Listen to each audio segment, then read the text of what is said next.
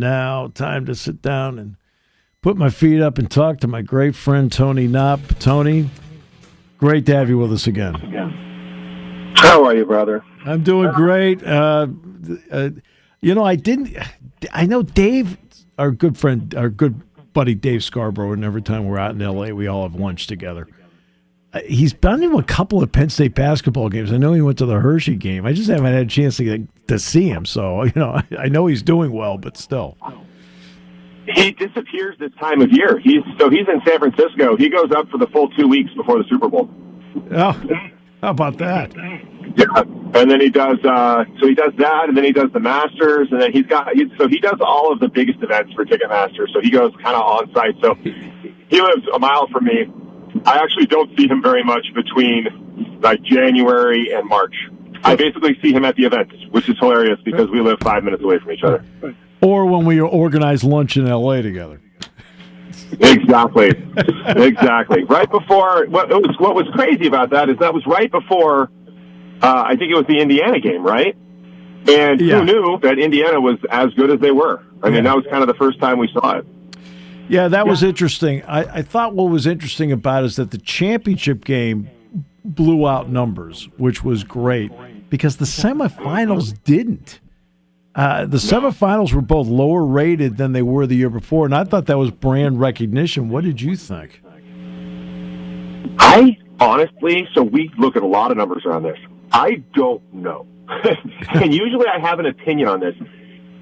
It has seemed like in most circumstances, the way big events at sports are going is final games, which have a static location, are exploding, right? So the U.S. Open of tennis is exploding. They can't keep up with the demand. Right. The Super Bowl is exploding. They can't keep up with the demand. Is college football playoff going that way? Is it to a point now where, because you also get the chance to kind of watch your team go on that run, we did a full analysis of price versus face value back to 2018. Right. And only one game hasn't been over 138% of face value on the market, which means that there's very strong demand for all of it. And the only game was Georgia TCU, which, if you remember, it was a hurricane out here. It was horrible weather. Oh, the one end zone was drenched, right? Oh, it was horrible. Yeah. We couldn't get people to go to the game. We're local to it, and we had a bunch of tickets because, we support the CFP. They're great partners. Right. And we couldn't get people to go to the game. The weather was so bad. It was awful. But if you look at it that way, I mean, no matter what the matchup was, it's dramatically outpaced the face value of the ticket, and the face values of the tickets have gone up. I mean, this isn't like the Super Bowl where it's a, $300 face value. It's, they have tickets that have a $5,000 face value, and it's selling for over that. So it's been really fascinating to see how strong the title game has been. Now, brand recognition the last 2 years, first of all, Indiana, first time in forever, and last year with Notre Dame. But I think this is the new normal, Steve. I just do. Yeah. I think it's going to become the Super Bowl. What is not outpacing value right now that does put up a red flag?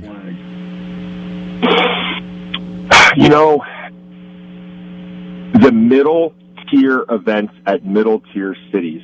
So we talk about this a lot. It's kind of a private equity-ing of sports, like is what happens in business across the board, is you have the hollow middle. So you have the high-profile, high-desire events or companies. Then you have the value ones that are on their way up, and the ones in the middle hurt.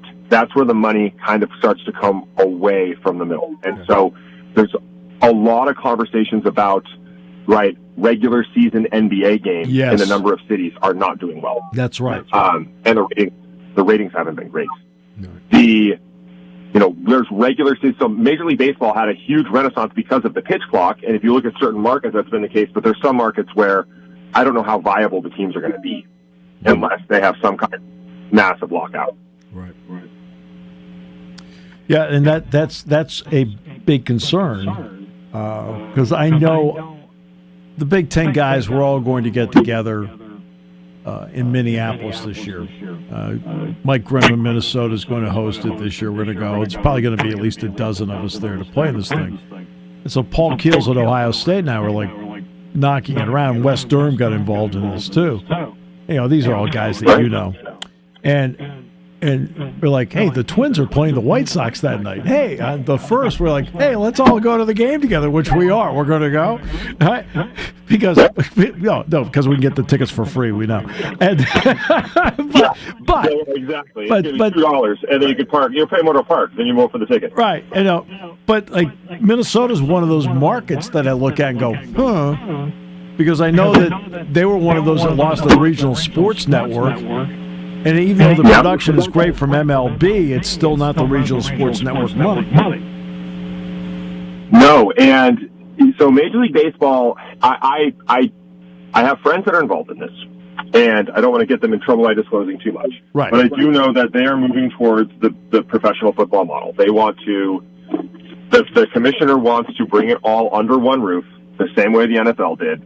And I would not be surprised if the expiration of the collective bargaining agreement is the impetus to doing that. So I am actually quite concerned about baseball and its ability to keep playing after the CBA. I mean, with what the Dodgers have done, with what's happening with the regional sports networks, because Minnesota was the first one to go. Yes. And then, they released last week, but we've known this for the last year and a half, that now Main Street Sports is going into possible liquidation. Mm-hmm. So all of those teams' rights are going to open up, and Major League Baseball can gobble those back up, and now they can control their own media rights and start doing national deals the way football has done it. See, that's I think in the end it'll help them out, but boy, all those guys were all counting 5 years ago in their regional sports network money, which is huge. Where does the Olympics? It'll start in Milan, Cortina, Zurich, Bern, whatever. There's 5,000 cities. Milan and Cortina aren't that close to each other. I mean, that's like saying we're having the Olympics in Philadelphia and Pittsburgh. Exactly. Right? They're just not. Yeah. Yeah. I mean, so where do they fit in all this? I mean, where's the ticket stuff? Where's the ad stuff? How is that right now? So ticketing for the Olympics right now is actually really available. If somebody's listening and thought, hey, I want to try the Olympics sometime, this is the time to do it. You can bet USA Hockey tickets on sale right now, just normal. You can buy them without having to pay a premium for them. It seems like this isn't going to be the most popular. And, what's happened with the Olympics is exactly this theme that you and I have been talking about just on this call, where the hollow middle is getting hollowed out. The summer games is becoming so popular that people are saving their powder for the summer games and doing a lot less around the winter games than they have historically. So you look at like how much of a just enormous force Paris was, right? Yeah, right? And then you look at what's going to happen in LA 2028. Mm-hmm. Milan is just kind of, honestly, just a much smaller event. We have a lot of sponsors there that are activating against it, but it's just not the same. It's not even close to being on the same level. And so it'll be really interesting because, I mean, they are essentially next week. We're coming out of the Super Bowl right into the Winter Games in Milan. It seems like they have gotten everything done as far as the stadium goes. I know they had to cut something like 1,500 tickets from the hockey arena. But it's a very crowded... You and I have talked about this quite regularly over the last 10 years, that we don't believe we've come anywhere near to saturating what's happening in sports live events. I think that there's just a lot more money that will go into it because we haven't gotten anywhere near to getting the most that we can out of it. It's what people care about. Now, the interesting thing is you're seeing that this year because you have the Olympics in Milan, you have the World Cup in North America, which the numbers for the World Cup, the amount of money people are spending to go to this is outrageous. It's over the top. Yep. $10 to $20 million for one suite for one game is what we're seeing. Wow. And it's crazy. So you have that, you have the Olympics, you have a good Super Bowl in San Francisco.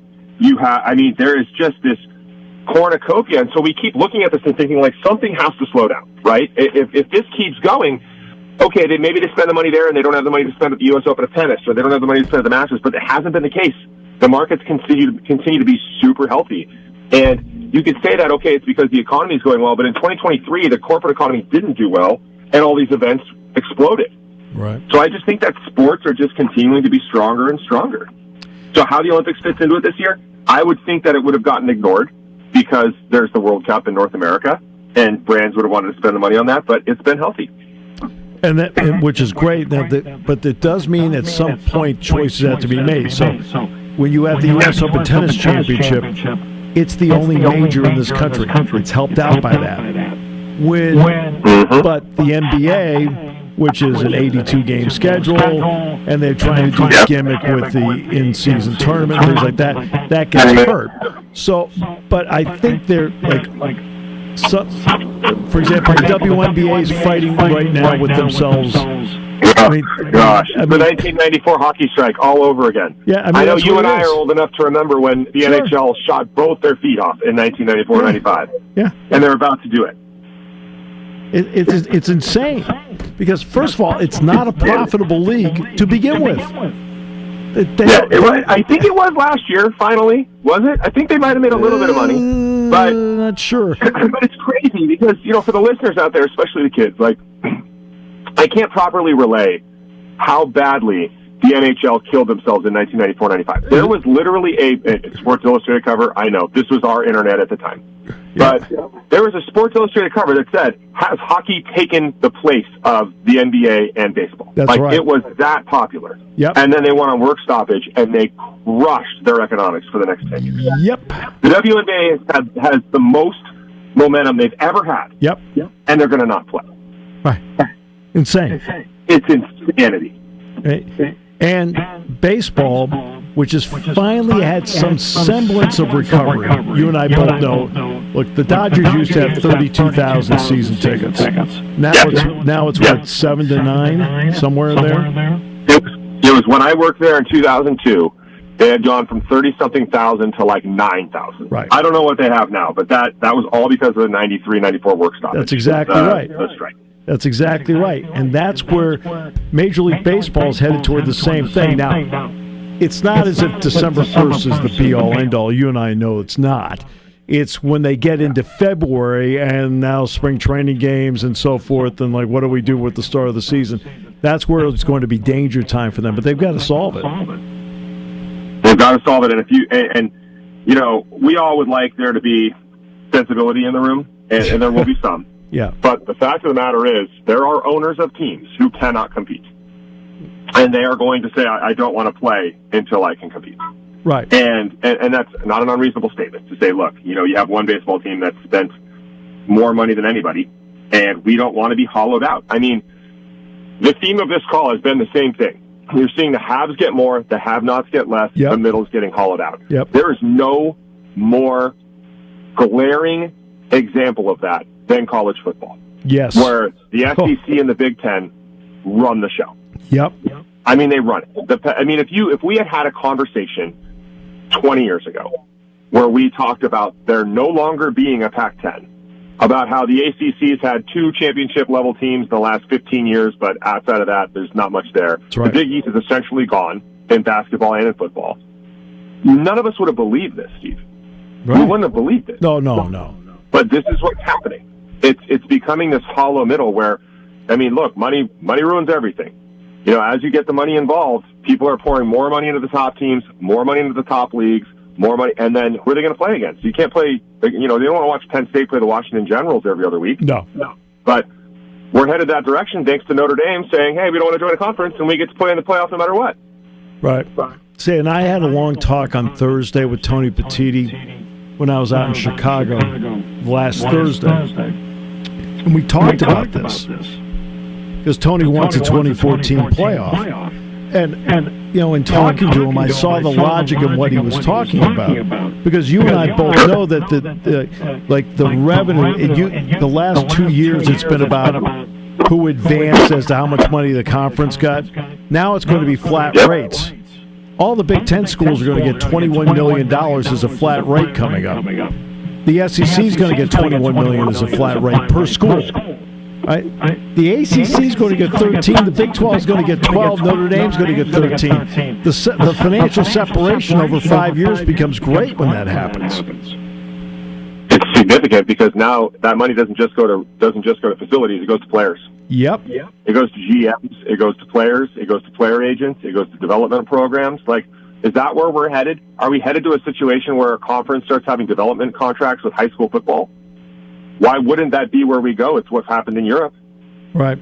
I mean, if you're going to have this kind of money coming into college football as a developmental league, which is what it is, and you're not going to have oversight with any teeth. The NCAA is doing their best, but like, there's not a lot they can do. They're not really involved in the CFP. Then what stops the Big Ten from saying, you know what, we're going to start putting some money into some of these large high school teams that we pull out of, St. John Bosco, Centennial, those teams. Yep. And that's going to be a pathway for our student athletes. IMG. And you know, we've been talking about this for 10 years. This already happened in the English Premier League. Like, everything that we're watching right now has already happened. Right. So it's just super fascinating, and it's this theme of the hollow middle. I had lunch with an investor of ours. This was like 10 years ago, and he scared the hell out of me. He said, Tony, the great divide is happening economically, and you need to get on one side of the fence with it. Because in America, we have a middle class, but around the world, we don't. And he's from Argentina and lives in France. And that scared the crap out of me, and it's what's happening in sports. I mean, if you are, the AD at a university, you need to get on the right side of the fence with the Big Ten. You need to get on the right side of the fence with the SEC, Yep. or you're going to end up being Stanford and Cal. That's right. Flying across the country to take half the amount of money because you got left out. Exactly. And that's exactly where you're going to be, because the Premier League, to its credit, and that's why you and I bring this up all the time. I don't care whether we're having lunch or doing the show. We bring this up all the time between the two of us. They teach American sports business so much because of the model they put together, both pro and con. Great stuff plus mistakes. Yeah, 1,000%. They created a transfer. I mean, look, it is a matter of time until the transfer window for college football looks exactly like it does in international soccer. Yep. Where you have a short window twice a year that you can make transfers, and the teams can sell the rights to players. Look, there's going to be a question of union contracts in North America and that sort of thing when it happens, but these things all exist. This is not, as Steve Jobs said, it's better to be a pirate to join the Navy. Like, nobody's having unique ideas about this. No. They're looking at how other leagues are doing it, and they're saying this makes sense. And like in the case of the Premier League has developmental leagues that they supplement and support so that there's development and there's interest in the teams across the country. And what they've done is they've created a circumstance where you have a Division II and a Division III that people are very interested in. Yes. That there's the opportunity to move up, that the championship game, and they call it the championship for the listeners who don't know, the league below the Premier League is called the championship. Yep. The championship has a playoff to see who moves up, and it does bonkers ratings. Right. That's why I think when it comes, especially with college football, college basketball, they will need collective bargaining of some sort. There needs to be some structure, because it's not only the players and the universities that need the structure, the fans need the structure. I need the structure. His grandpa telling stories about the war, but I played volleyball and hoops at USC, and I had season tickets to SC after I graduated. I had no money, but I spent it on those. And watching the kids grow up in the program, understanding what they were about, and watching the kids grow up in other programs too. Yep. It was always interesting to watch, Luke Ridnour and Luke Johnson come down from Oregon, and okay, I remember them when they were sophomores. Yep. And, I know what their game looks like, and I know how we play against them, and there's a continuity, and it's really a function of the AAU system in basketball. That's how it is with high school kids now too. But if you can create collective bargaining, if you can create something with more structure, it's more appealing to the fans. Because the issue is, we just saw essentially Miami buy the rights for Duke's quarterback. Yes. I don't know if the listeners know what happened there, but they essentially just bought out Duke's quarterback and took him. Yep. And then UW had the same problem with their quarterback who wanted to go play with Lane Kiffin. Yep. We need to create some kind of function so that as fans we know that there's a chance that we can actually see somebody stay, and if not, we get something for them, as opposed to them just walking out the door. Exactly. And you know what part of collective bargaining also does? All collective bargaining means all contracts are released. You know what people are getting and how long the terms are. See? And that's not happening in college football and basketball. Nobody knows what the terms are. I also think the big problem, college college basketball, the NBA's got a lot going for it and getting people to push forward. But I think the problem also with college football, we're going to see maybe this year, maybe next year, is the future of the Eli Manning decision. Yes. Right? If you're a quarterback and you're making $5-6 million playing at South Carolina, and you're going to go get drafted by the Cleveland Browns, and you don't want to go to the Cleveland Browns because you've seen what's happened to Sam Darnold, you've seen what happened to Baker Mayfield, you've seen what happened to, these Geno Smith, these quarterbacks that got drafted into the wrong place, their careers almost went under. They end up going somewhere that can teach them about football, and then they become stars. At what point is this going to really impact the NFL draft? Right. Exactly. My good friend, thank you so much for your valuable time. Looking forward to getting back together with you again shortly. And it'll be great as always. You're the best. Yeah, can't wait to see you again. Yep. Enjoy the Super Bowl.